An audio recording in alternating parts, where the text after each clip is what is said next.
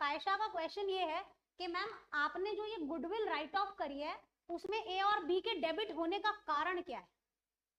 ऐसे बच्चे चाहिए मुझे जो रटना नहीं चाहते चीजों को। तेरे को बिल्कुल नहीं समझ आ रहा। एक हाइपोथेटिकल सिचुएशन ले, अब ध्यान से सुन। अगर तेरी फर्म का रिकॉन्स्टिट्यूशन ना होता, अगर रिकॉन्स्टिट्यूशन जैसी कोई चीज ना होती इस बिजनेस में, तो क्या आप अग्री करते हैं कि ये गुडविल बैलेंस शीट में लिखी होती? और आप ये भी अग्री करते हैं उस गुडविल को आप धीरे धीरे जाके पीएनएल में राइट ऑफ करते? और पीएनएल में अगर आप कोई चीज राइट ऑफ करते हैं मतलब वो एक्सपेंस है जिससे कि प्रॉफिट कम हो जाता है। से यस। कहने का मतलब ये जो 10,000 की गुडविल थी, अगर सी ना आया होता तो धीरे धीरे पीएनएल में जाती और उसे ए और बी ही बेयर करते पुराने रेशियो में।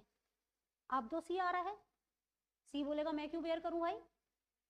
अगर सी के आने के बाद इसे पीएनएल में डेबिट किया जाएगा तो होगा क्या?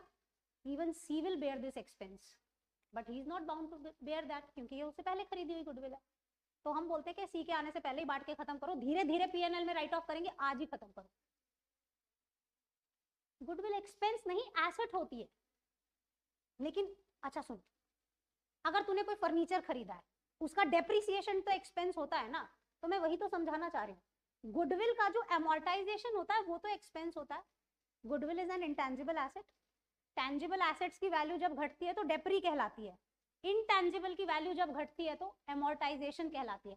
तो मैं ये कहना चाह रही हूँ कि अगर सी ना आया होता तो ये गुडविल जाके पीएनएल में एमोर्टाइज होती और वो बेयर कौन करता? ए और बी। अगर सी ना आया होता तो ए और बी बेयर करते, पर अब क्योंकि सी आ रहा है, सी के आने के बाद पीएनएल में डेबिट अगर करोगे तो फिर सी को भी बेयर करनी पड़ी ना, जबकि वो खरीद चुके हैं उसके आने से पहले।